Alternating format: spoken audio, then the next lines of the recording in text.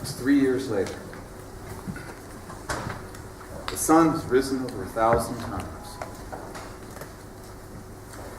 Babies that weren't even born 3 years ago are speaking their first sentence. And folks who used to run up a flight of stairs without thinking about it now feel a little flutter when they reach the top. I guess that's what 1,000 days will do.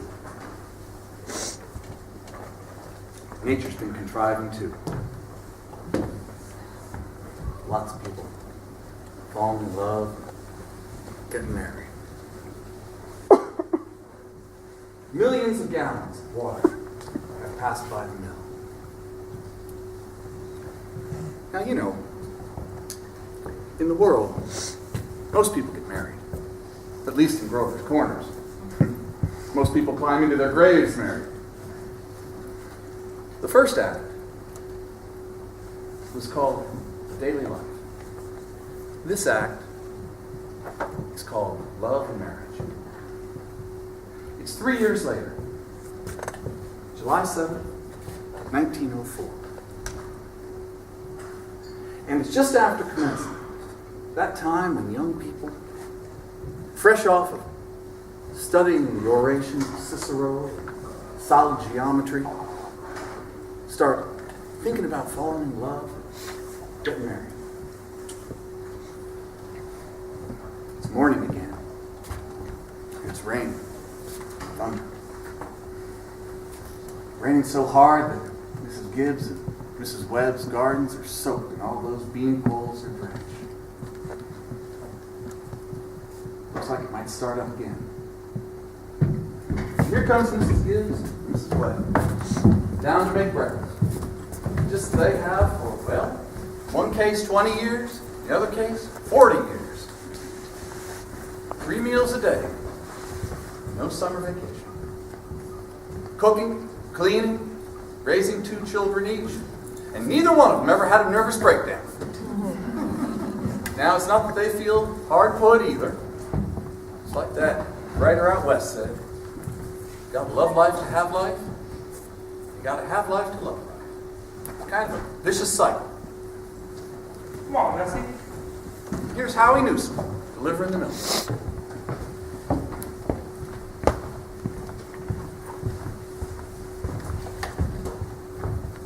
Morning, Joe. Morning, Howie. Anything in the papers I ought to know about? Nothing much, except for losing the best baseball pitchers Grover's Corners ever had. Bet he was. All he'd be doing is pitching hay. Reckon he will. And he could hit 2 and run bases. Reckon he could. How could he give up such a thing just to get married? Would you have, Howie? Can't tell, Joe. Never had no talent that way. Morning, Howie. Morning, Bill. You're up early. Morning, Mr. Warren. Oh, just seeing if there's anything I can do to prevent a flood. The river's been rising all night. Joe here is all broken up about how George Gibbs is retiring from baseball. Well, yes, sir. That's the way it goes. In '84, we had a ball player, Joe. Even George Gibbs couldn't have touched him. His name was Hank Todd. He went down to Maine, and he became a parson. A wonderful ball player. Howie, how's the weather seem to you? I'm thinking maybe it'll clear up for good now. Okay. Bill? Howie? Morning, Miss Gibbs. Good morning, Howie. Now, how much did you want again? Well, I'm going to have a house full of relations, so I think I'm going to need 3 of milk and 2 of cream. 3 milk and 2 cream. Now, my wife tells me to tell you that we hope they'll be happy. We know they will. Well, thanks, Howie. Make sure you tell your wife I hope she gets to the wedding. She'll get there if she can. Morning, Miss Webb. Oh, good morning, Mr. Newsom. Now, I told you 4 quarters, but I wonder if you could spare another. Yes, ma'am. Is it going to rain, Howie? No, I was just telling the Warners it'll clear up. Oh, Now, Miss Newsom told me to tell you special that we hope they'll be happy. We know they will. thank you, Mr. Newsom, and thank Mrs. Newsom. We're counting on seeing you at the church. Can't miss it. We'll get there if we can. Well, Ma, the day has come. You're losing one of your chicks. Frank Gibbs, don't start that. I feel like crying every minute. The groom's up shaving himself. Only ain't a whole lot to shave. Whistling and singing in the mirror like he's glad to leave us. Every now and then he says, I do, in the mirror, but it don't sound that convincing to me. I don't know how they're gonna get along. I've made sure he's had clean clothes and that his feet are dry and he's all warm, and Emily won't think of such things. They're too young, Frank. He's gonna catch his death of cold within a week. I remember our wedding morning, Julia. I don't start that, Frank Gibbs. I was the scariest little fella in the state of New Hampshire. I thought I made a mistake for sure. And there you come walking down that aisle. I thought you were the prettiest thing I'd ever seen. Only I'd never seen you before. There I was in a congregational church about to marry a total stranger. Well, how do you think I felt? Weddings are perfectly awful things. Farces, that's what they are. Here, I made something for you. Why, Julia Hershey, French toast? Well, it ain't hard to make, and I had to do something.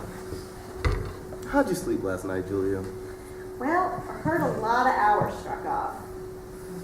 Yeah, I get a shock every time I think about George setting off to be a family man.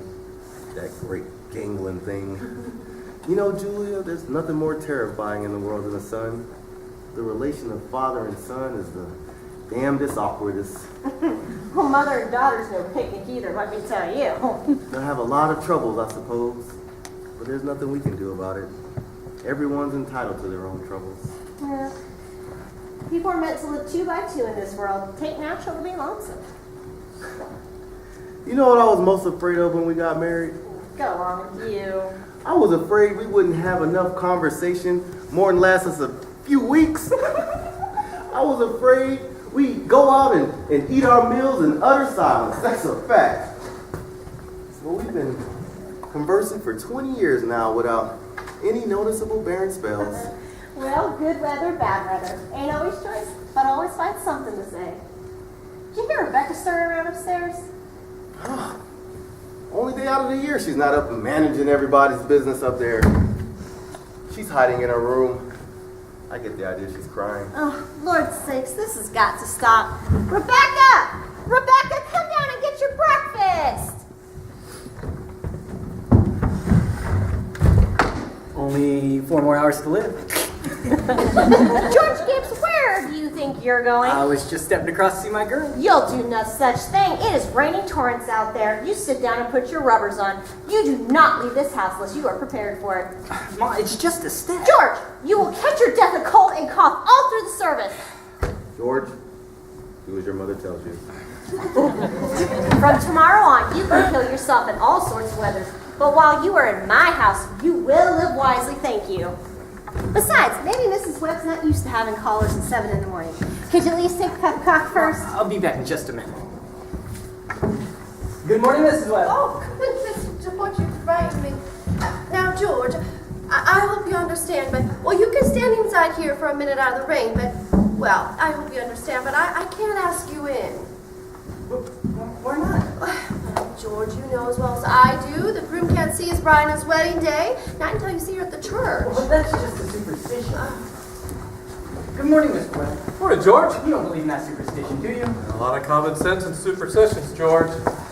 Well, millions have followed it, George, and don't you be the first to fly in the face of custom. Well, how is Emily? Oh, well, I haven't heard of Pete Badford. I don't think she's woken up yet. Emily's asleep. Well, no, it's no wonder, but we were up all sewing and packing it. Now, George, I'll tell you what. You sit right down here with Mr. Webb and drink this cup of coffee with him, and well, I'll run upstairs and Steve Joe don't come down and surprise you. And there's bacon there for you too. Just don't be long about it.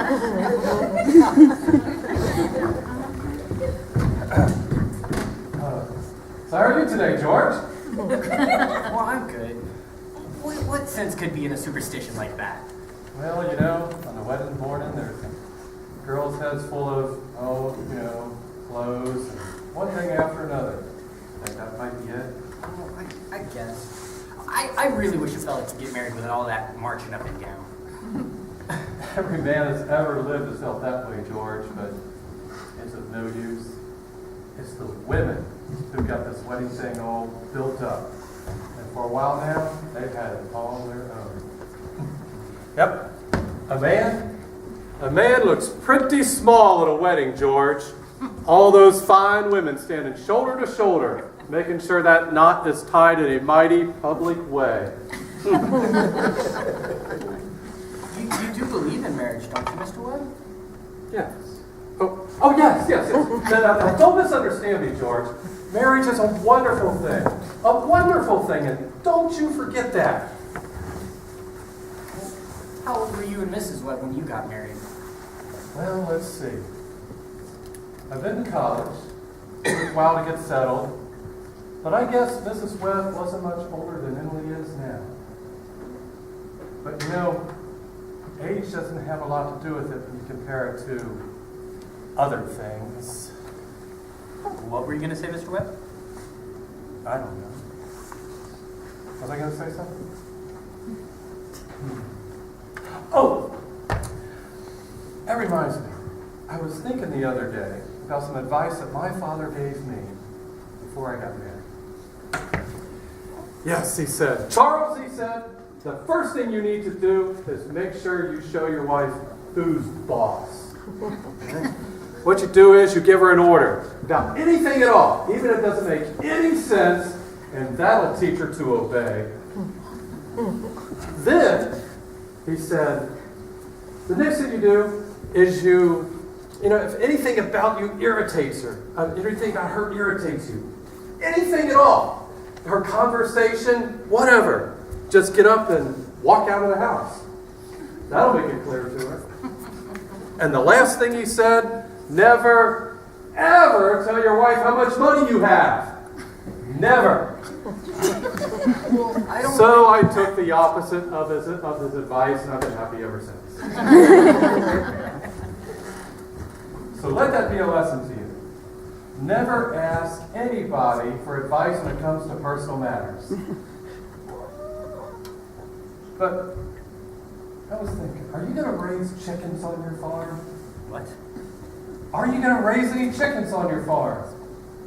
I guess. Uncle Luke hasn't gone much for chickens, but I thought on readying up. Well, you know, a book came into my office the other day on the philo system of raising chickens. And I wish you'd read it. You know, I got really interested in it, so I'm even thinking about starting in a small way in the backyard myself. And I'm even going to put an incubator down in my cellar. And Oh, Charles Webb, are you talking about that incubator again? I thought you'd be talking about something worthwhile. well, Myrtle, if you want to give the boys some good advice, I'll just go upstairs. George, well, Emily's got to come down and have her breakfast. And, well, she sends you her love, but, well, she doesn't want to lay eyes on you. Goodbye. Goodbye?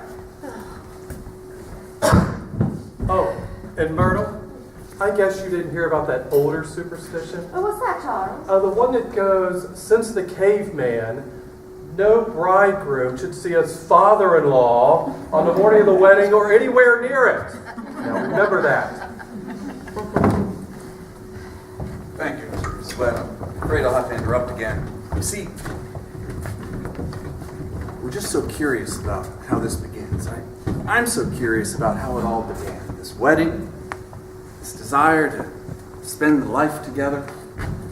I mean, how does it start? You take a 21 or 22-year-old who has a couple of ideas and whoosh, he's 70 years old. He's been practicing law for 50 years. And that white-haired woman next to him has shared 50,000 meals with him. How does that happen? Now, George and Emily are about to have a very important conversation where they decide that they were meant for each other. But before we get there, I want you to think back. Think back to when you were young, to when you fell in love. Would you do that? When you feel like you're sleepwalking and you don't see anything around you. You can't hear anything around you. Well, you become a little bit crazy. Now, George has been elected class president. So next year, he'll be his class president. Emily's been elected secretary and treasurer. They're coming down Main Street now.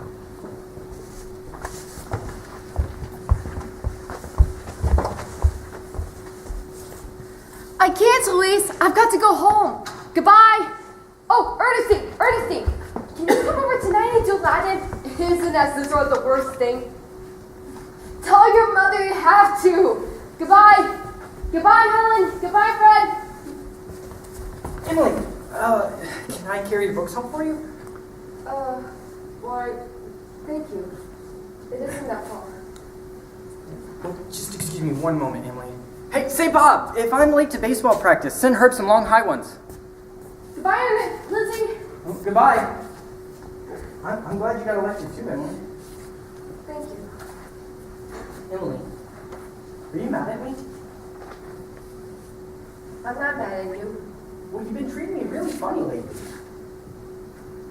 Well, since you asked, I may as well put it right out. Goodbye, Miss Corcoran. Oh, goodbye, Miss Corcoran. What were you going to say, Emily? I don't like the whole change that's come over to you in the past year. I'm sorry if I hurt your feelings, but I've got to tell the truth and shame the devil.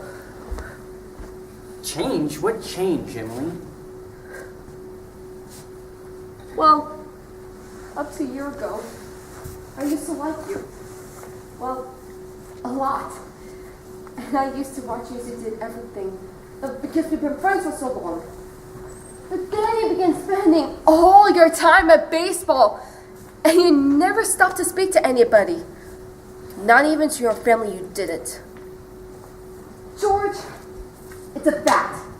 Ever since you've been elected captain, you've gotten awful stubborn, conceited, and all the girls say so.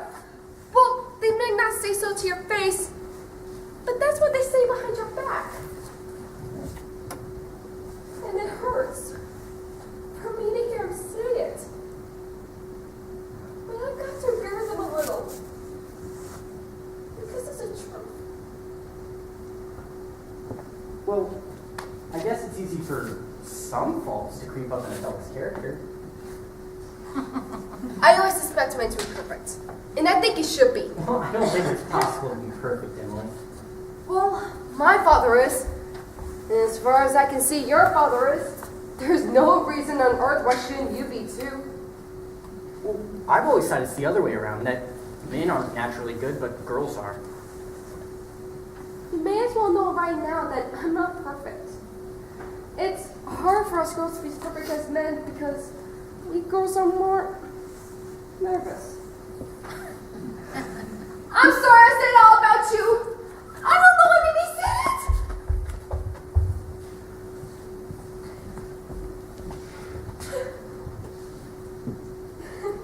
Now I can see it that's not the truth at all.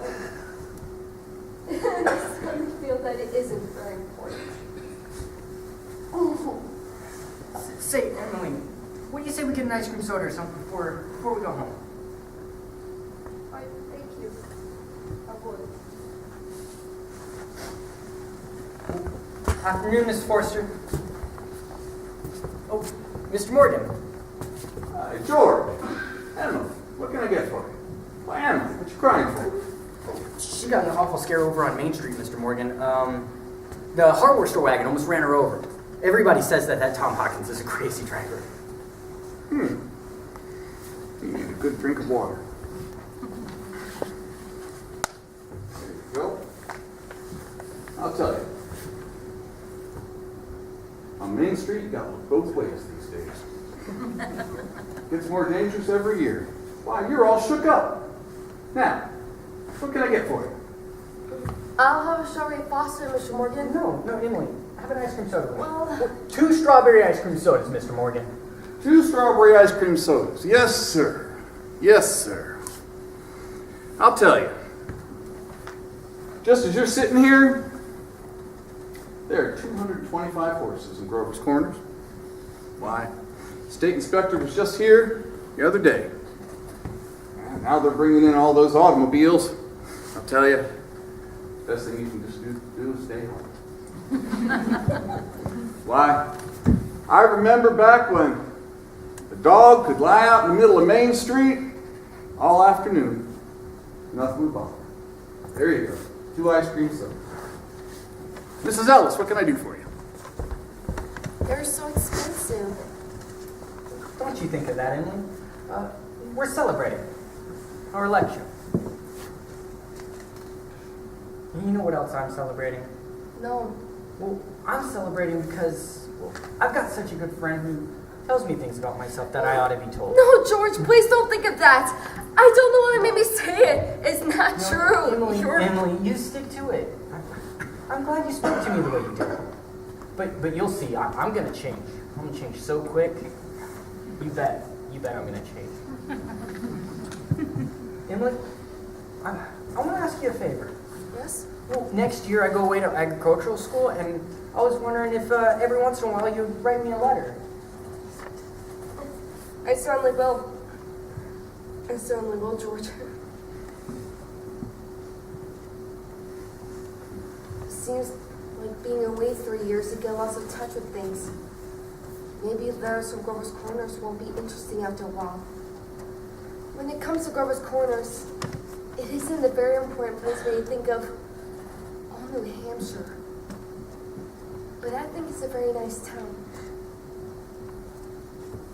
Well, I know the day will never come where I don't want to know everything that's happening in our town. I know that's true, Emily. Well, I'll try to make the letters interesting.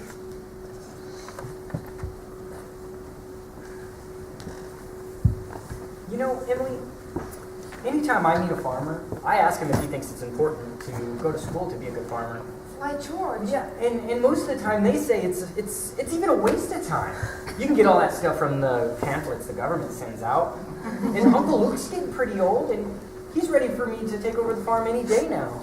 Well, tomorrow even. My. Yeah, and like you said, being away for all that time and other places, meeting other people. Gosh, if anything like that could happen, I don't want to go. And I feel you're as good a friend as I've got. And I don't need to go to other towns and meet other people. But George, it must be very important for you to go and learn all about that cattle judging and soils and those things. Of course, I don't know. Emily, I'm going to make up my mind right now. I won't go. I'll tell Pa about it tonight. Oh, wait, George, I don't see why you have to decide right now. It's a whole year away. Emily, I'm glad you spoke to me the way you did earlier. Well, about that fault in my character. Well, what you said was right. But there was one thing that was wrong. And that's where you said I hadn't been noticing people. Well, you, for example, you said you had been noticing me and everything I was doing. Well, I was doing the same thing about you. Well, yeah, you've always been one of the chief people I think of. Yeah, and I was always noticing to see where you were sitting in the bleachers and who you were sitting with. And for the past 3 days now, I've been trying to walk you home. Yesterday, for example, I was standing over by the wall, and you walked home with this cork. Oh, George. Life's awful funny. How could I know that? I thought. Emily, I'm going to tell you why I'm not going away to school next year. I feel when you've found somebody that you're fond of, and who's fond of you too, enough to be interested in your character. I feel that's just as important as school is, even more so. That's what I think, Emily. I think that's very important too. Emily, Yes, George? if I make a change and I improve, do you think that you could be, do you think that you would I be... am now, George. And I always have been. Well, I guess this is a really important talk we've been having. Yes. Yes. Well, just one moment, Emily. I'll be right back. Mr. Morgan, I'm gonna have to go home to get you the money to pay for these. Why, George, you mean to tell me? Yes, Mr. Morgan, but I had a really good reason for it. Here's my gold watch. Hold on to it, and I'll be back in 5 minutes. You keep your gold watch, George. I trust you. Okay. Well, I'll be back in 5 minutes, Mr. Morgan. George, I trust you for 10 years and not a day over. You over your shock, Emily? Yes. Thank you, Mr. Morgan. It was nothing. I'm ready.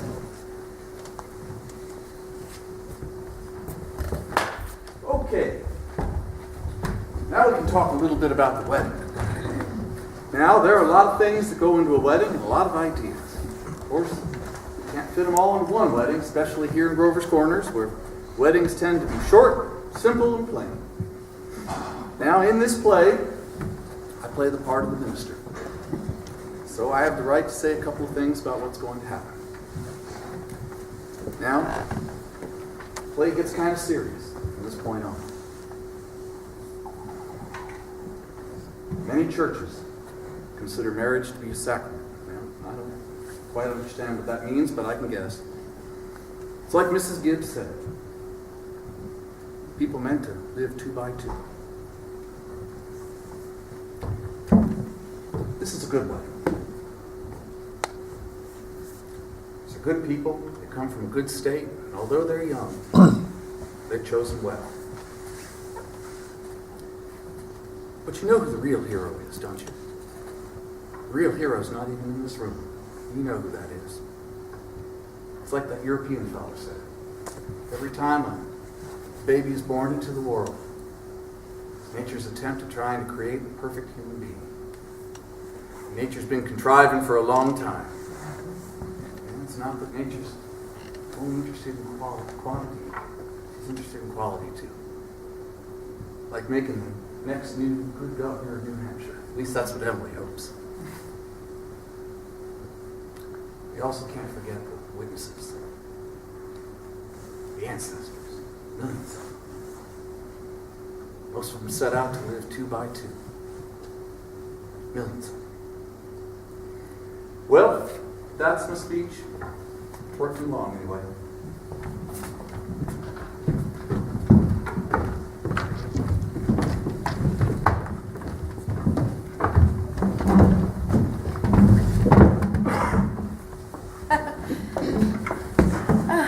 Why on earth I'm crying? I suppose there's nothing to cry about. This morning at breakfast, it just came over me.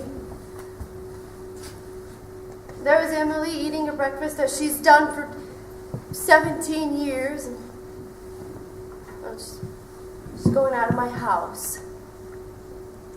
I suppose that's it. When Emily, she's just suddenly shouted, "I can't eat another mouthful." And she just laid her head down on the table and she cried. Well, I just got to say it. There's just something downright cruel in sending these girls out into marriages like that. It's cruel. I know. And I couldn't bring myself to say anything about it. I mean, I went into it blind as a bat myself. The whole world's just wrong. That's what's the matter. Oh, here they come. Woo, sir! Don't show anything, old piece of you. Hey, you keep it down. Woo! You know, in Rome and after, there was a lot of this at weddings, but we've become more civilized since then, or so they say. George, what's wrong? Why is everybody pushing me so hard? I don't want to grow old. But George, you wanted this. No, Ma, listen. I just want to go be a fella and play ball. But George, you're a man now. No, Ma, listen. George, if anybody should hear you, I'm ashamed of you. Where's Emily? Oh, George, you gave me such a turn. Ma, why do you look so... You gotta cheer up. I'm getting married. You know, Thursday nights. Save Thursday nights. Me and Emily, we're gonna come over every Thursday night. All right, say dinner, we'll be there.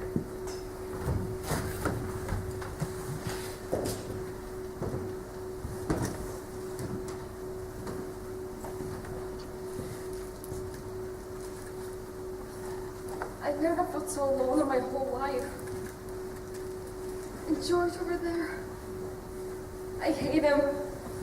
I wish I were dead. Papa? Papa? Emily. Everything's gonna be all right. But, Papa, darling, I don't want to get married. No.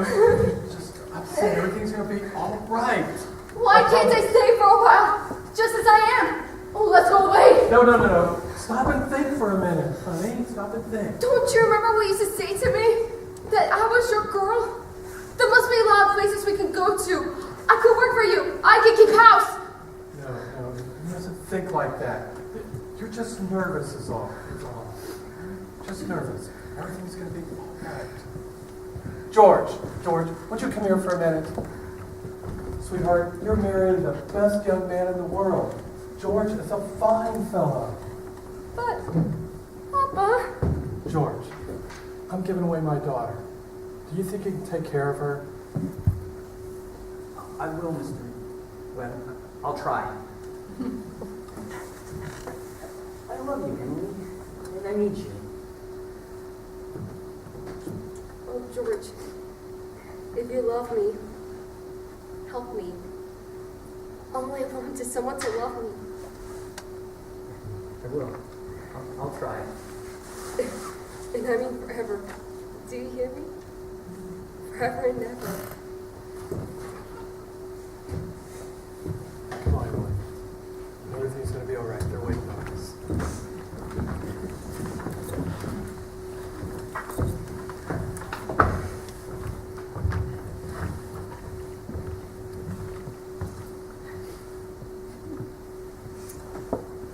To you, George. Say, Emily. Oh, perfectly lovely wedding. The loveliest wedding I ever saw. Oh, I just do love a good wedding, don't you? You make a lovely bride. I do. I don't know when I've been to such a nice wedding, but I always cry. I don't know why it is, but I always cry. You just like to see young people happy, don't you? Oh, I think it's lovely.